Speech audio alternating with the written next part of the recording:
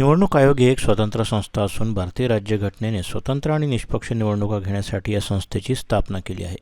राज्यघटनेने निवडणूक आयोगाला देशातील संपूर्ण निवडणुकांचे निर्देश आणि नियंत्रण करण्याचे अधिकार दिले. लोकशाही शासन व्यवस्थेत निवडणूक आयोगाचे अनन्यसाधारण महत्त्व आहे. देशातील निवडणुका मुक्त आणि निष्पक्षपातीपणे पार करण्याची जबाबदारी निवडणूक आयोगाची आहे आणि निवडणुकीत मतदार राजा हा असतो. परंतु मागील काही वर्षातील निवडणूक आयोगाची भूमिका पाहता ती पक्षपाती दिसते आहे. महाराष्ट्रात नोव्हेंबर 2024 विधानसभेच्या निवडणुका पार पडल्या आणि निवडणुकीचे निकाल पाहता ते अनाकलनीय, आश्चर्यकारक, अविश्वसनीय व गडबड असल्याचे दिसते. राज्यातील राजकीय परिस्थिती ही सत्ताधारी भाजपा युतीच्या विरोधात होती. 6 महिन्यापूर्वीच लोकसभा निवडणुकीत सत्ताधारी पक्षाचे पानिपत झाले होते व महाविकास आघाडीला घवघवीत यश मिळालं. अवघ्या 6 महिन्यात हे चित्र पूर्णपणे पालटलं जाऊ शकते यावर कोणाचाच विश्वास बसत नाही.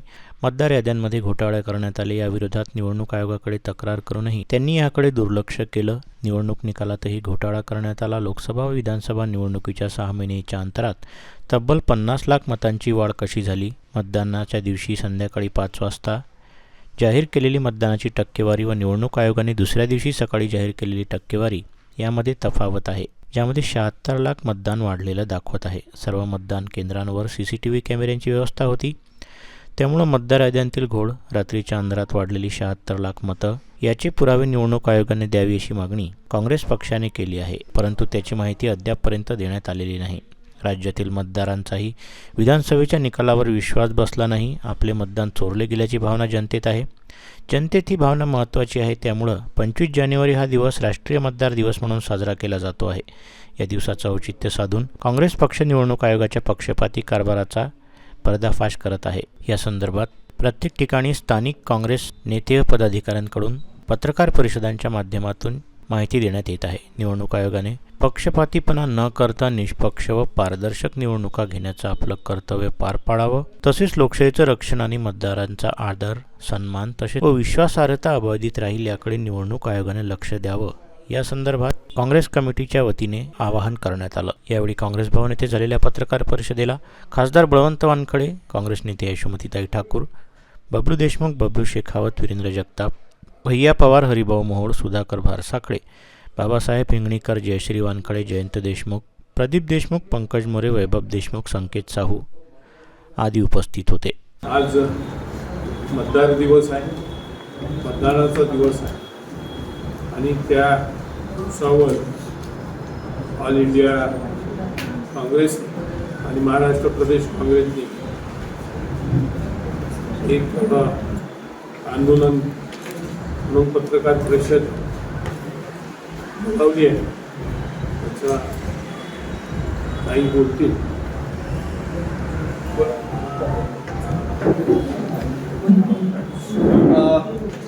आज मतदार दिवस म्हणून संपूर्ण भारतभर साजरा होत आहे. या पार्श्वभूमीवर अखिल भारतीय काँग्रेस कमिटीच्या माध्यमातून जे काही गेल्या निवडणुकीत आपल्यासमोर निकाल आले महाराष्ट्राचे आणि प्रत्येकाला त्या बाबतीत शंका यायला लागली. सामान्य मतदार असेल किंवा कोणी असेल, राजकीय नेते, पुढारी किंवा सत्ताधारी पक्षातील सुद्धा लोकांना ते अचंबित करणारा निकाल हा लागलेला आहे. त्याचं कारणच एक असं आहे की कुठलीही लाट नव्हती, कुठलंही फारसं महायुती सरकारचं काम नव्हतं आणि एवढ्या मोठ्या बहुमतानं महायुतीचं सरकार येणं हे सगळ्यांनाच आश्चर्यचकित होतं. म्हणून प्रत्येकाने शंका घेतली की काहीतरी गडबड आहे. ती EVM मध्ये गडबड असल्याशिवाय हे शक्य नाही.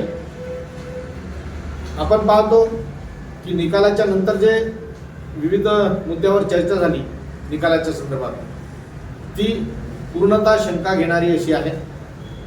मग निकालाची आकडेवारी असो, मतदार यादीतील तफावत असो, मतदान झाल्यानंतर बॅटरीची चार्जिंग असो किंवा उशिरा जे झालेलं मतदान आहे त्याच्यातील तफावत असेल, ह्या सगळ्या मुद्द्यांवर प्रत्येकांनी नाराजी व्यक्त केली, म्हणून काँग्रेस पक्षाने सुद्धा एक EVMच्या बाबतीत आंदोलन करण्याचं ठरवलं.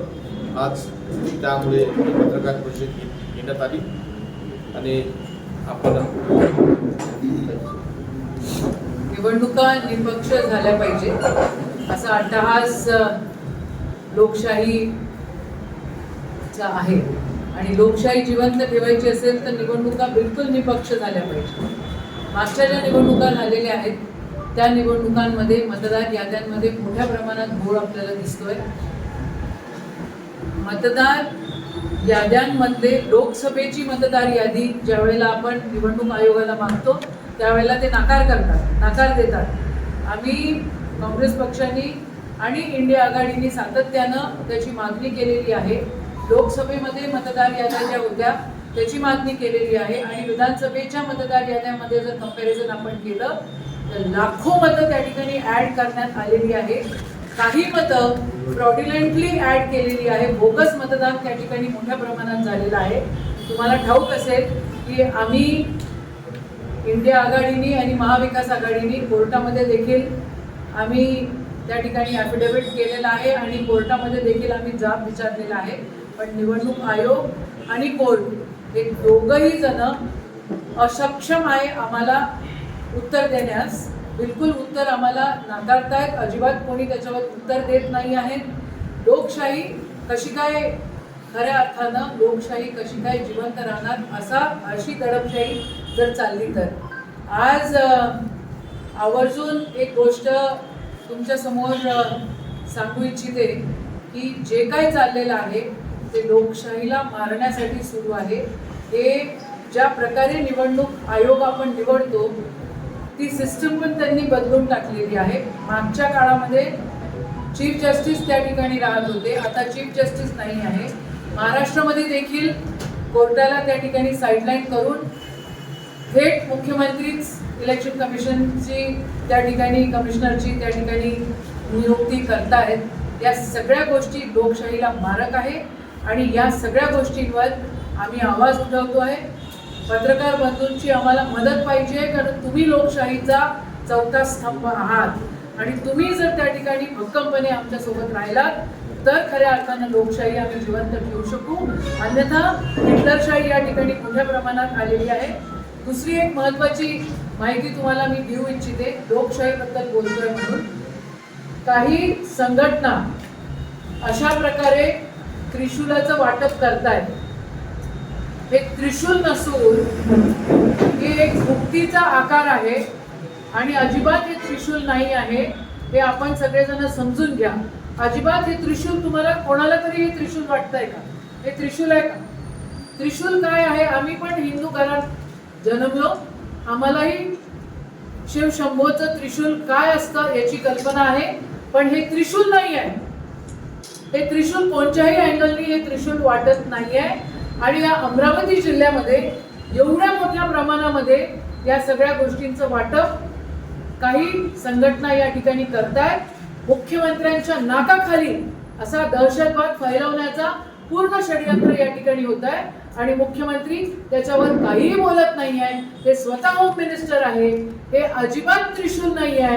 ही गुप्ती आहे एका प्रकारची आणि या गुप्त्यांचं वाटप हजारोनी लाखोनी आपल्या महाराष्ट्रामध्ये होत असेल आणि उद्या जर हिंसक वळण आपल्या या देशामध्ये आपल्या महाराष्ट्रामध्ये आलं या सगळ्या गोष्टीचा जाब मुख्यमंत्र्यांना आणि होम मिनिस्टरला द्यावा लागेल. हे अजून एक षडयंत्र लोकशाही संपवण्याचं आहे. मी तुम्हाला कलर्डमध्ये व्हॉट्सअपमध्ये माझ्याकडे ते फोटोग्राफ्स आलेले आहेत, ते तुम्हाला कलर्डमध्ये पण मी दाखवू इच्छिते. या सगळ्या गोष्टी आजच्या दिवशी बोलणं जरुरी आहे, कारण बोललो नाही तर जनतेला माहिती होणार नाही आणि जनतेला जर माहिती झालं नाही तर अशा प्रकारची दडपशाही मोठ्या प्रमाणात. हे बघा, हे काय आहे? तुम्हाला कुठून त्रिशूल वाटतंय का तुम्हाला? ते त्रिशूल नाही आहे.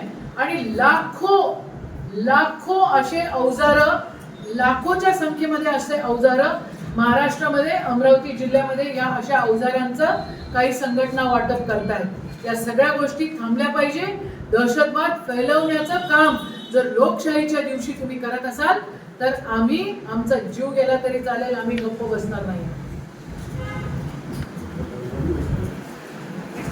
तर याची तक्रार तुम्ही जिल्हा पोलीस अधीक्षक किंवा मी सीएम कडे केली, तक्रार नाही गृहमंत्र्यांकडे केली, केली? पण मी त्यांना व्हॉट्सअपवर सगळं इन्फॉर्मेशन पाठवलेली आहे. तक्रार केल्यावरच मग दहशतवाद तुम्ही थांबवाल. तक्रार सुमोटो नाही पोलीस काम करू शकत. पोलिसांनी सुमोटो काम करणं अपेक्षित आहे या ठिकाणी. आणि होम मिनिस्टरची जबाबदारी आहे की अशा प्रकारे अस्त्रांचं वाटप, मुक्तींचं वाटप जर महाराष्ट्रामध्ये होत असेल तर हे बिलकुल निंदनीय आहे. आणि या सगळ्या गोष्टींचं ऑब्जेक्शन आम्ही काँग्रेसचे, आम्ही लोकशाहीचे या ठिकाणी पाईक म्हणून या ठिकाणी घेतोय.